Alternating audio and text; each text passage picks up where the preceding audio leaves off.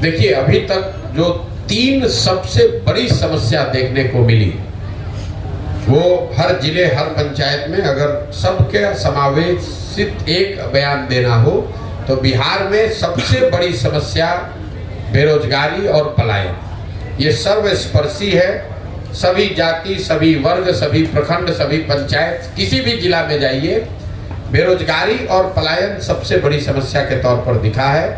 अब आप ये कह सकते हैं कि बेरोजगारी और पलायन एक बड़ा मुद्दा है, ये जानने के लिए इतनी बड़ी पदयात्रा करने की क्या जरूरत है? ये तो आप लोगों को बैठे बैठे मालूम है।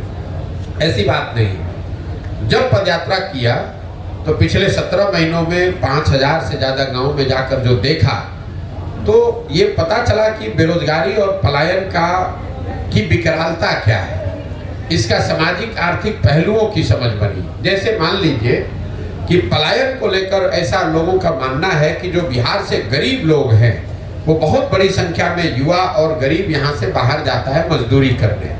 लेकिन पदयात्रा के दौरान जो मैंने पाया कि ये बात पूरी सच्चाई नहीं है। जो गरीब परिवार के बच्चे हैं वो तो बाहर पलायन कर रहे हैं मजदूरी के लिए, लेकिन जो यहाँ पर आर्थिक तौर पर समृद्ध परिवार हैं, उनके बच्चे भी पलायन कर रहे हैं, वो नौकरी और पढ़ाई के लिए।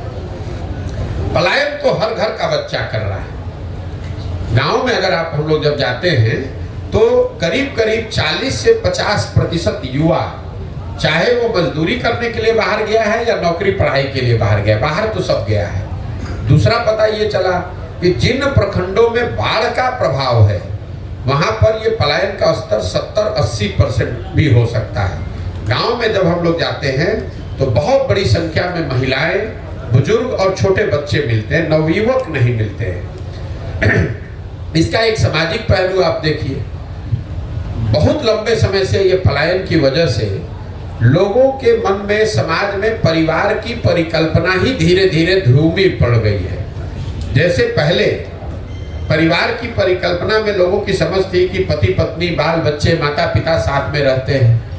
अब शायद ही कोई ऐसा घर गांव में बचा है जहां ये 3 पीढ़ियों के लोग, पति पत्नी, बाल बच्चे, माँ बाप एक साथ रहते हैं। ऐसा कोई परिवार शायद ही मिलता है, क्योंकि पलायन इतनी बड़ी सच्चाई हो गई है जीवन की। लोगों ने मान लिया है कि जो जैसे लड़का 12 साल 15 साल का ज्यादा हुआ तो या तो पढ़ाई के लिए या रोजगार के लिए वो बाहर ही जाएगा, और लोगों को इसमें कुछ अटपटा नहीं लगता है। इसका सबसे बड़ा असर ये है इतने लंबे समय तक पलायन का, कि लोगों को इसमें कुछ अटपटा नहीं लगता है। लोग हमें देखने आते हैं, ये कहते हैं कि भाई आप 17 महीना से घर परिवार छोड़कर बाहर चल रहे हैं। उनको इस बात का एहसास नहीं होता है कि उनके घर के बच्चे, उनके घर के युवा सालों साल से उनको छोड़कर चले गए हैं, और साल में कभी 1 महीने 10 दिन 15 दिन के लिए कोई छठ में, ईद में, शादी विवाह में घर आता है। बाकी समय पूरे जिंदगी, जब तक आप नवयुवक हैं, जब तक शरीर में आपके दम है, तब तक आपको बाहर ही रहना है। जब बूढ़े हो जाइएगा तो आप वापस आइएगा, और आपके घर में जो जवान लड़का है वो बाहर जाएगा फिर मजदूरी करने।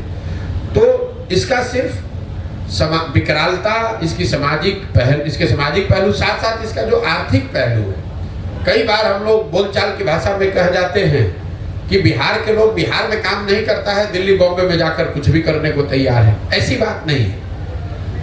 2/3 से ज्यादा लोग जो पलायन कर रहे हैं वो मजबूरी का पलायन है। ये लोग 12 से 15 हजार रुपया महीना वहां कमाते हैं, और घर पर औसतन 6 से 8 हजार रुपया प्रति माह भेज पाते हैं।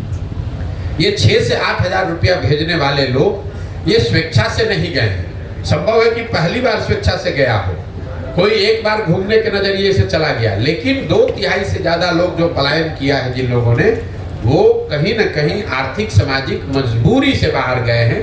गांव में जब हम लोग पूछते हैं भाई क्यों गए हो, वो बताते हैं कि अगर नहीं जाएंगे तो हमारे बाल बच्चा खाना नहीं खा सकते, वो मजबूरी में गए। तो कई बार जब लोग बताते हैं बाहर लोग गया है नौकरी करने, ऐसी बात नहीं, वो मजबूरी में लोग जा रहे हैं। यही हाल कमोबेश बेरोजगारी का है। हम लोग को लगता है कि जो गरीब है, जो पढ़ा लिखा नहीं है या जो कम पढ़ा लिखा है वो बेरोजगार है। बिहार में पिछले 18 महीने चलते हुए मैंने देखा कि जो गरीब है उसकी हालत तो फिर भी ठीक है, कम से कम कुछ मजदूरी कर सकता है। जो यहाँ पढ़ा लिखा या मध्यम वर्गीय समृद्ध परिवार है, उनके लिए बेरोजगारी, उनके बच्चों के लिए बेरोजगारी उससे भी बड़ी समस्या है। जो 10, 20, 25, 50 बीघा खेत का मालिक है, कोई छोटा मोटा रोजगार व्यापार गांव में कर रहा है, वो लोग भी चल कर आते हैं और लिटरली हाथ जोड़ने को तैयार है कि भैया 20,000 का नौकरी हमारे बच्चे को कहीं दिलवा दीजिए। नौकरी की इतनी यहाँ बेरोजगारी की समस्या है। तो बेरोजगारी और पलायन ये सर्वस्पर्शी सबसे बड़ी समस्या दिखी। दूसरी जो सबसे बड़ी समस्या दिखी वो है शिक्षा व्यवस्था का ध्वस्त होना। ये एक दूसरा पहलू मैंने देखा जिसमें समाज का हर वर्ग, चाहे आप पढ़े लिखे हैं, अनपढ़ हैं, अगड़े हैं, पिछड़े हैं, हिंदू, मुसलमान, महिला, पुरुष, गरीब, अमीर, हर व्यक्ति ये कह रहा है कि बिहार में शिक्षा व्यवस्था ध्वस्त हो गई है। बिहार में शिक्षा की व्यवस्था बहुत अच्छी कभी नहीं थी। हम खुद सरकारी स्कूल से बिहार में पढ़े हैं, लेकिन पहले हर प्रखंड में, अनुमंडल में, जिले में 2, 4, 5, 10 स्कूल ऐसे जरूर थे जहां अगर आपने पढ़ाई कर ली, कॉलेज में चले गए तो आपका जीवन सुधर सकता था। आप साइंस कॉलेज पहुंच गए, पटना कॉलेज पहुंच गए तो आपका जीवन सुधर जाएगा। आज की जो स्थिति है इसमें कहीं पर वो व्यवस्था बची ही नहीं है। कई बार लोगों को लगता है कि शिक्षा व्यवस्था इसलिए खराब है कि भैया स्कूल में खिचड़ी बट रहा है। कुछ लोग ये कहते हैं कि शिक्षकों की गुणवत्ता खराब हो गई। मैं आपको बता रहा हूँ ये दोनों बात में पूरी सच्चाई नहीं है। अगर सिर्फ खिचड़ी बांटने से शिक्षा व्यवस्था बिहार में खराब होती तो लोग ये ध्यान नहीं देते हैं कि 8वें क्लास से ऊपर के जो स्कूल हैं, विद्यालय हैं या कॉलेज है, उसमें तो खिचड़ी नहीं बट रहा है। वहां पर पढ़ाई क्यों नहीं हो रही? आपने अगर कहा कि नियोजित शिक्षकों की गुणवत्ता की वजह से शिक्षा व्यवस्था खराब हो गई, तो पटना साइंस कॉलेज में, पटना कॉलेज में पढ़ाई क्यों नहीं हो रहा है? सीएम साइंस कॉलेज दरभंगा में पढ़ाई क्यों नहीं हो रहा है? लंगट सिंह कॉलेज में पढ़ाई क्यों नहीं हो रहा है? वहां पर तो नियोजित शिक्षक नहीं है। पढ़ाई की व्यवस्था इसलिए खराब हुई है कि जो मेरी समझ बनी 18 महीनों में, कि कहीं ना कहीं सरकार और समाज, मैं अंडरलाइन कर रहा हूं समाज को भी, सरकार और समाज दोनों की प्राथमिकता में शिक्षा अब रह ही नहीं गई है।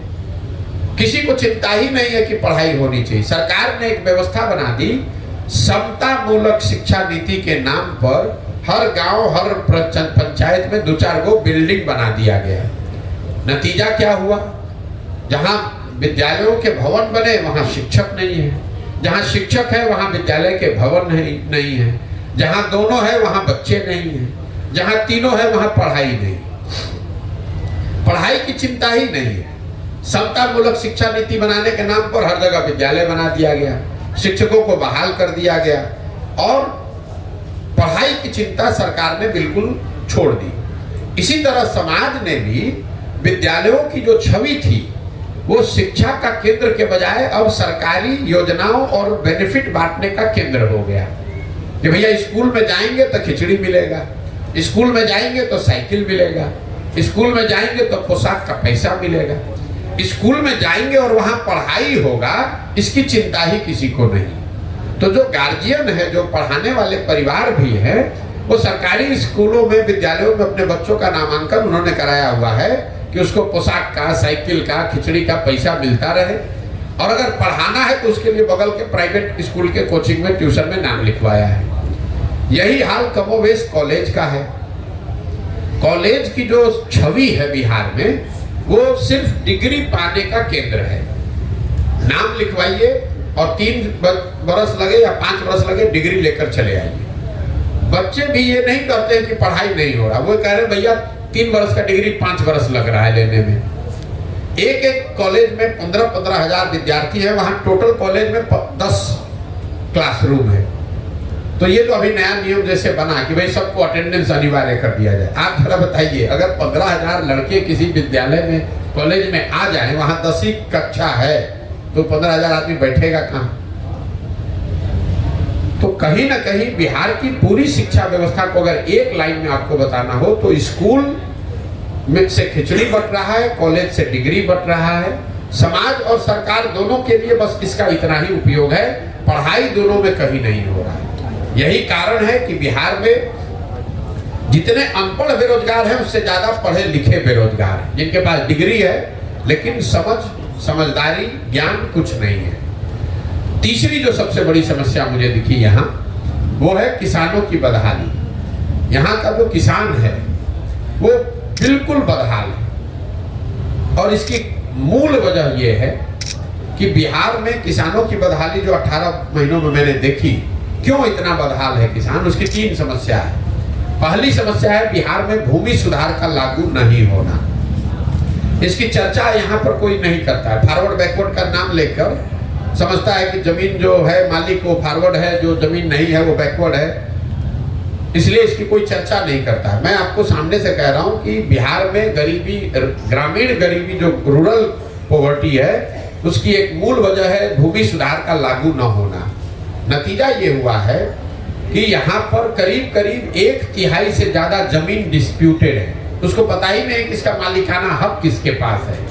चाहे वो जमीन सरकार का है, पट्टा दे दिया गरीब को उसका हक नहीं मिला, या चकबंदी की जमीन थी उसमें वो गड़बड़ हो गया, भूदान की हजारों एकड़ जमीन पता ही नहीं कहाँ गया, नदी का कटाव हुआ, नदी इधर से उधर गई, जमीन कहीं से कहीं चला गया, पता ही नहीं चला।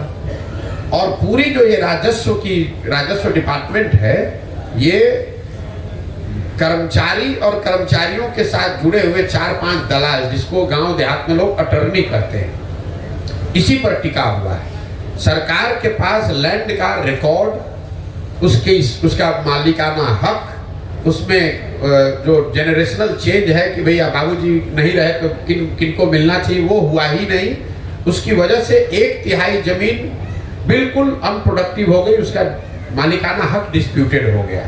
तो पहली समस्या है किसानों की, यहाँ जमीन का मालिकाना हक भूमि सुधार नहीं होने की वजह से नहीं बना, इसलिए भूमि में उसके जो प्रोडक्टिविटी के लिए इन्वेस्टमेंट होना चाहिए, बोरिंग लगना चाहिए, सिंचाई की व्यवस्था होनी चाहिए, खाद, वो कोई कर ही नहीं रहा है। दूसरी किसानों की जो बड़ी समस्या है वो है जल कुप्रबंधन।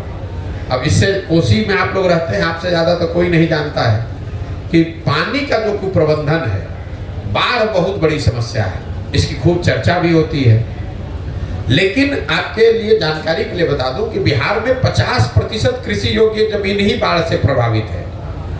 बाकी का जो 50% जमीन है, उसमें आधी से ज्यादा जमीन या तो सूखे से प्रभावित है, या जल जमाव या नदियों के कटाव से प्रभावित है। आप लोगों ने कोसी के इस इलाके में अनुभव किया, बाढ़ से जितना नुकसान नहीं हुआ, उससे सबसे ज्यादा नुकसान हुआ जब कोसी ने अपना मार्ग बदल दिया। नेपाल से लगते हुए जितने बिहार के जिले हैं, वहां गांव-गांव जब हम लोग गए तो पता चला कि बाढ़ तो जब आता है तब आता है, जो नदी आते हैं नेपाल से, छोटी छोटी नदियां हैं, वो हर साल एक नया रास्ता बनाकर आती है। और एक बार रास्ता बदला तो 2-4-5 पंचायत का जमीन परमानेंट खराब हो गया।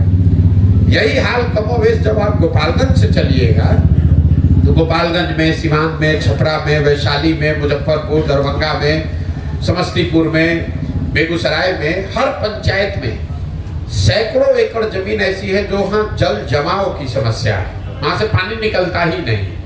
जो चवर जिसको लोग कहते हैं, लख कहते हैं, कई जगह मन भी लोग कहते हैं, पानी लग गया तो वहां अब वो पानी निकलता ही नहीं है। तो या तो वहां एक फसल हो रहा है या वो भी नहीं हो रहा है।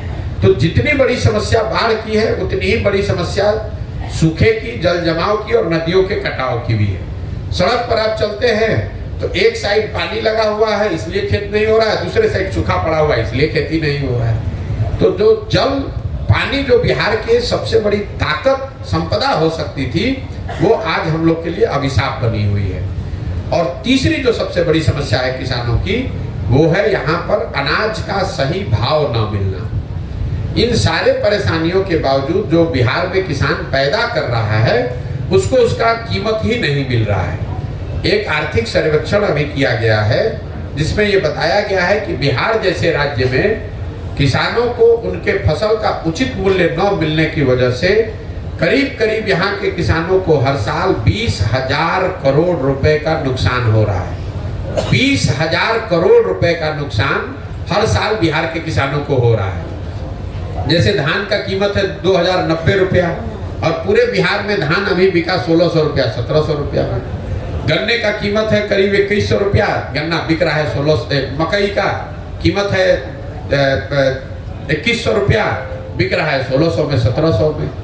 कमोवेश सारे फसल के लिए, क्योंकि यहाँ कोई सहकारिता की व्यवस्था है नहीं, बाजार समिति है नहीं, FPO है नहीं और प्राइवेट फैक्ट्री रोजगार है नहीं।